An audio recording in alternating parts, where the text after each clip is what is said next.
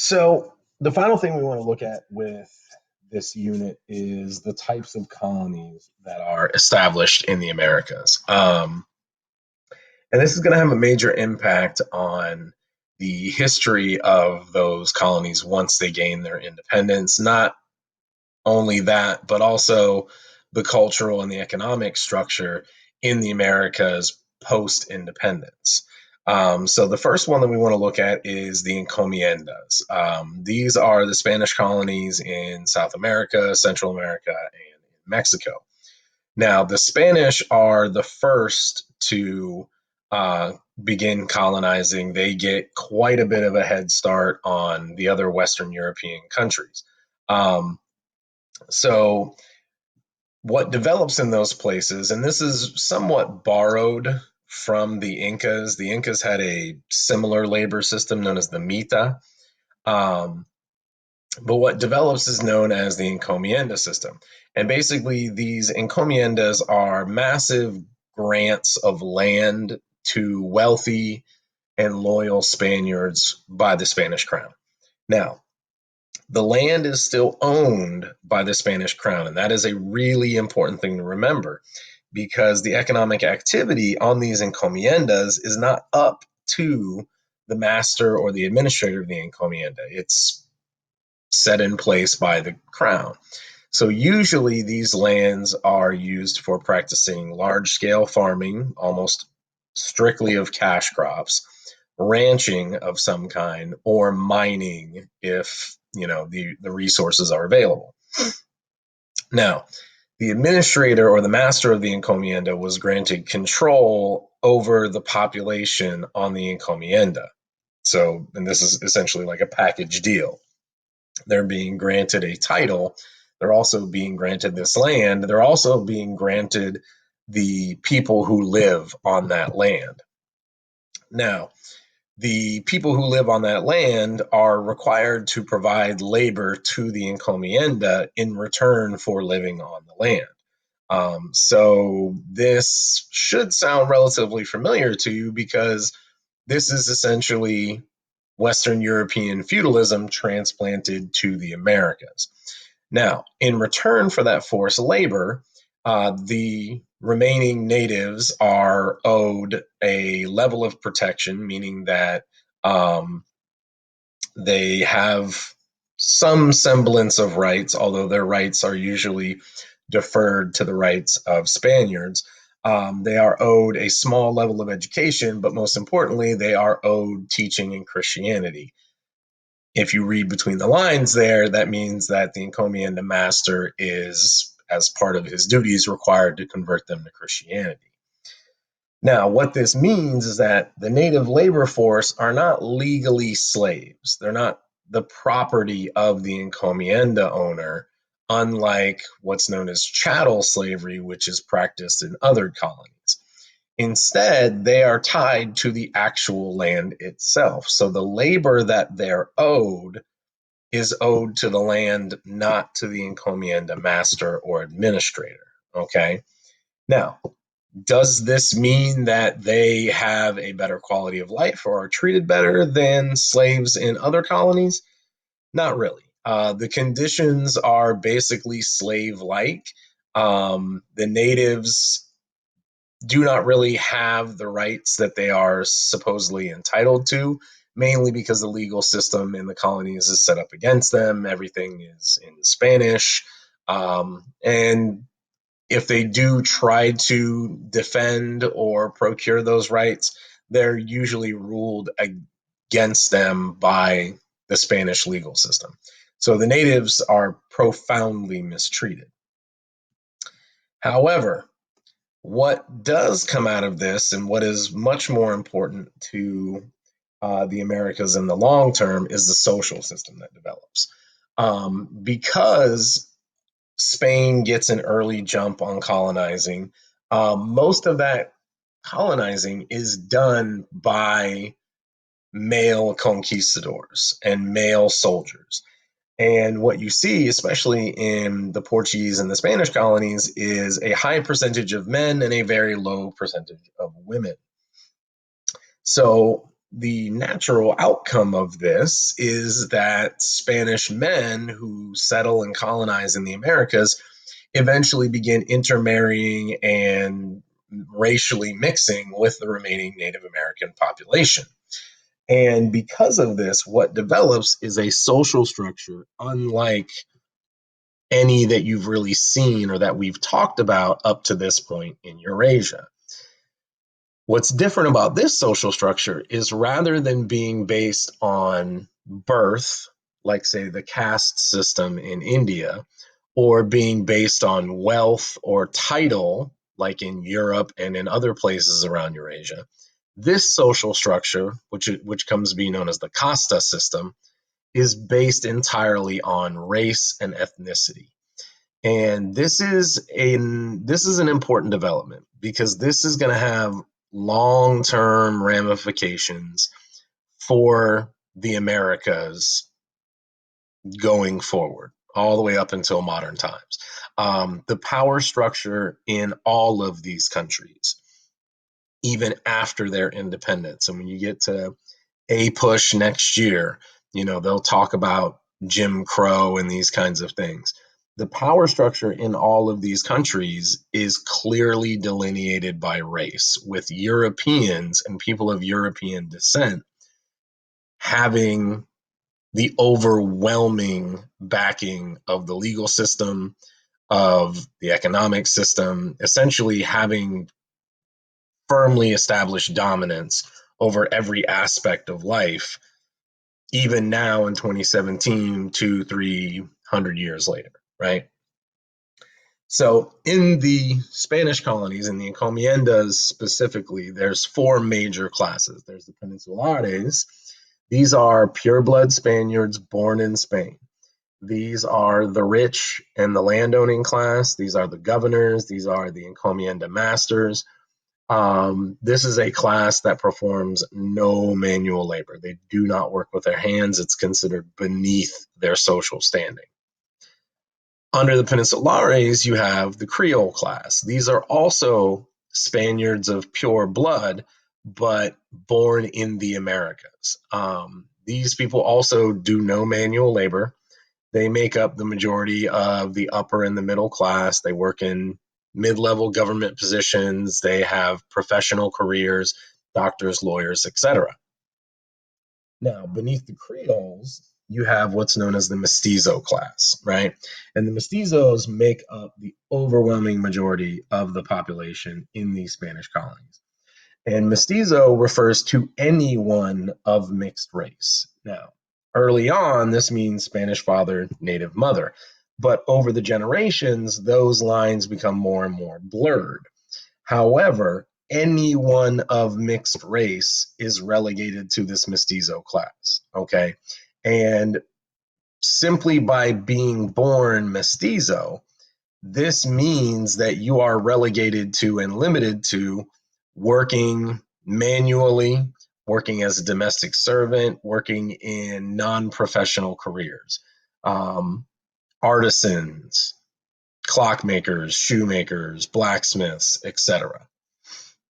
And even within this mestizo class, right, there are over 40 different castas or classifications based on your heritage and your skin color. And similar to the caste system in India, based on where you fall in that mestizo class, also limits your opportunities to certain types of jobs and certain opportunities. And then finally, in the casta are the Native Americans. This is essentially a slave class.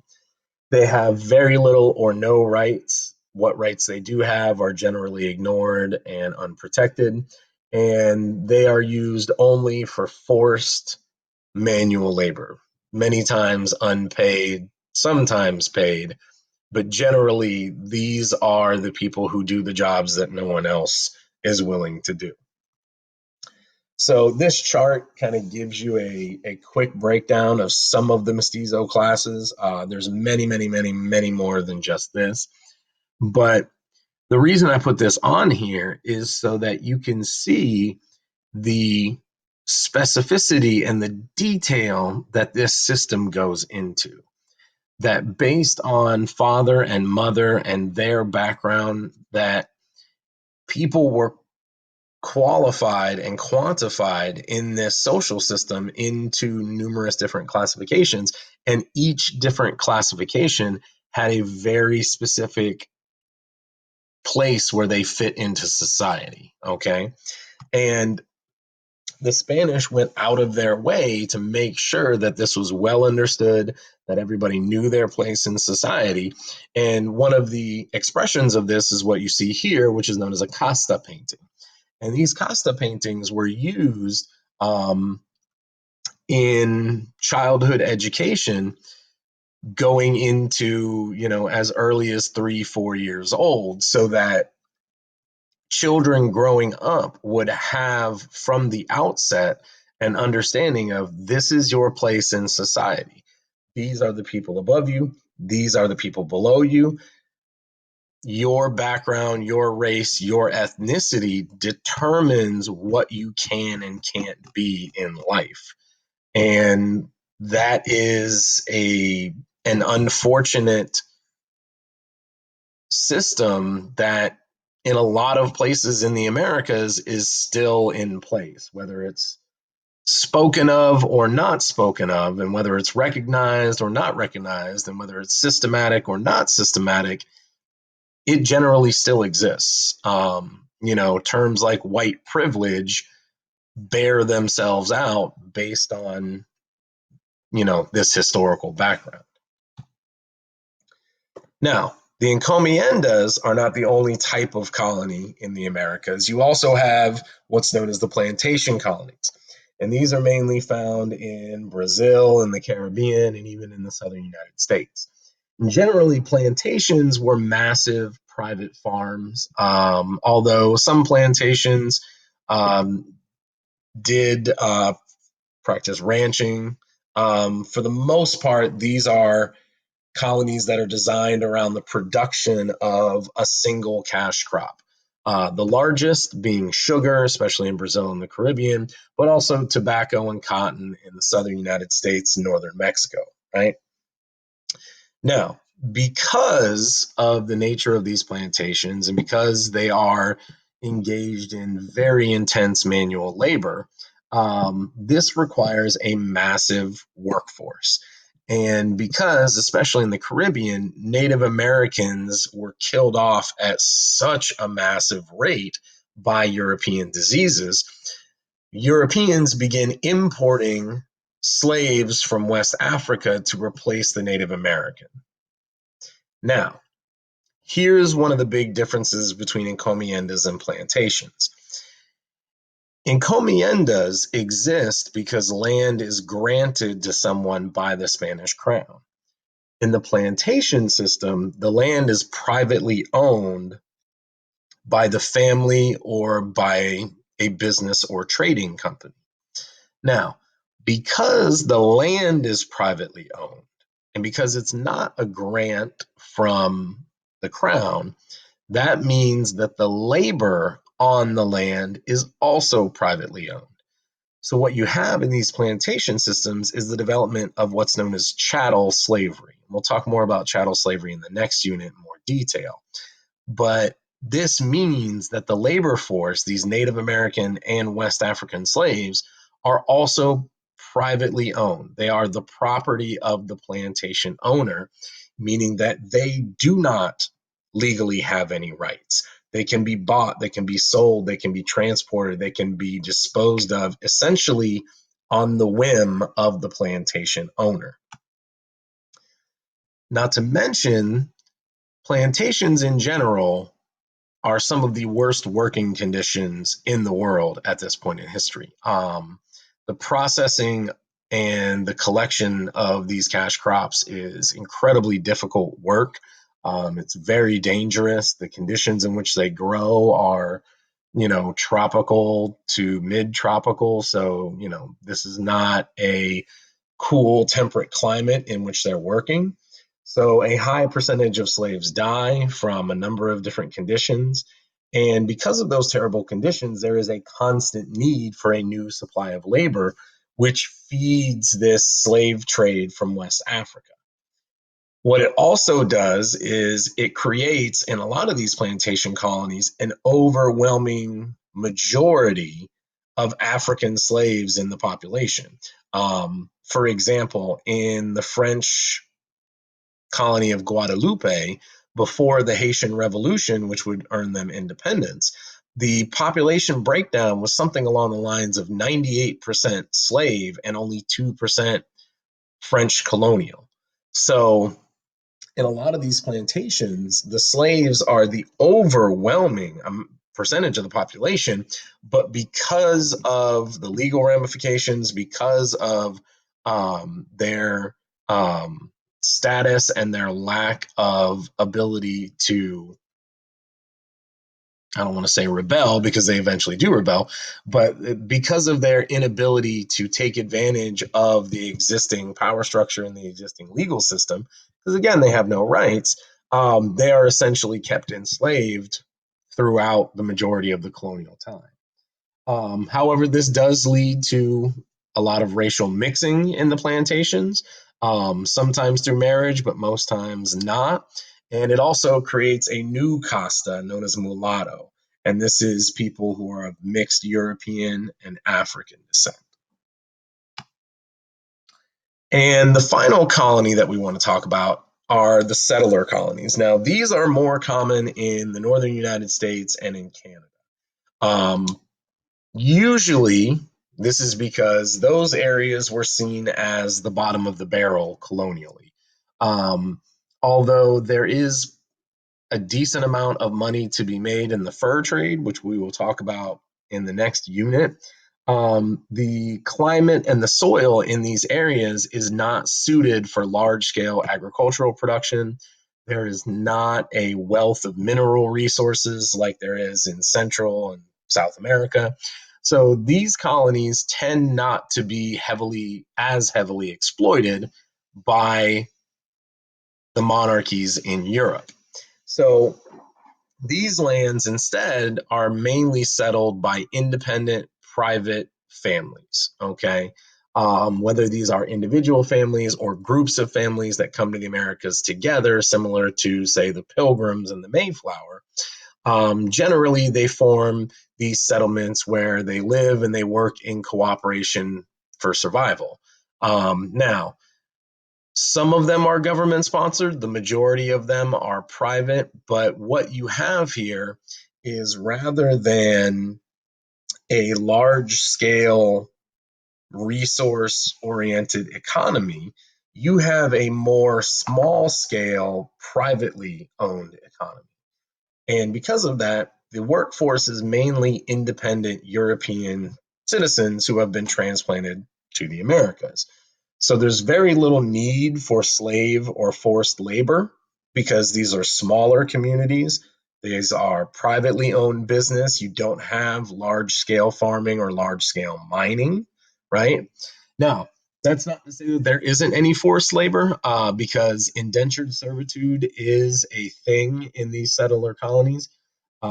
Generally, indentured servitude would be a contracted system where a poorer family who could not afford their own passage to the America would essentially sign a contract indebting themselves to a wealthier family and would then serve them through manual labor or domestic servitude for a number of years or until a certain amount of debt was paid off. And then at what point the contract would be over and those people would then be free to go and establish themselves. But you don't see slave or forced labor in these colonies anywhere on the scale that you see south of, let's say, Georgia. Okay. Also, another big difference between these colonies and the ones further south is that because they're mainly British, Dutch, and French, they're less stringently Catholic than in the Spanish and the Portuguese colonies. So there's a lot less forced conversion to Christianity between them and the Native Americans. These communities are also much more politically independent than the ones in the South because, again, they're not producing the heavy amount of raw materials that the Encomiendas or the Plantations are. So there's not as much focus on them economically. They're less tied into the mercantile system. They're still ruled by a European monarch, but there's far more personal freedom. There's far more political freedom, especially when you get to like the northern colonies of Great Britain and France.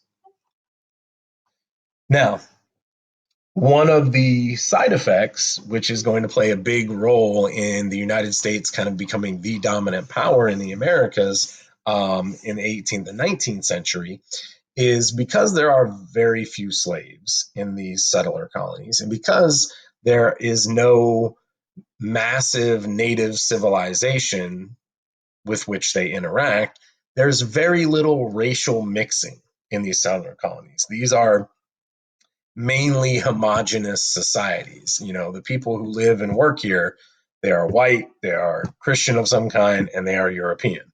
There's very few people of mixed race background. And because of that, there is not as much of a need for a rigid social system like there is in Central South America and the Caribbean. So, what are the long term effects of this? Well, for one, there's more equality among the settlers. By all means, there are still rich and poor. Okay, there are definitely still rich and poor. There are definitely still haves and have nots. But politically, there is not a class like there is in the Costa system that is essentially a slave class that has no rights. Okay. Also, because the majority of these colonies are privately owned, because the workforce is private, because they're not as engaged in the large scale production of raw materials as the other colonies, there's more industry and there's more manufacturing, which means that the people in these colonies require a higher level of education. They require more skilled workers. So you see a generally better, a more well-off population, as well as a more highly educated population. And like I just said, in these colonies, there's more manufacturing, there's more private business, there's more economic diversification, which is part of the reason why, in a couple of units, when we talk about the Atlantic revolutions, why revolution begins in these northern areas before it begins in the southern areas, as well as the fact is even after revolution, this is part of the reason why those northern areas are more economically, they're better off economically than their southern neighbors.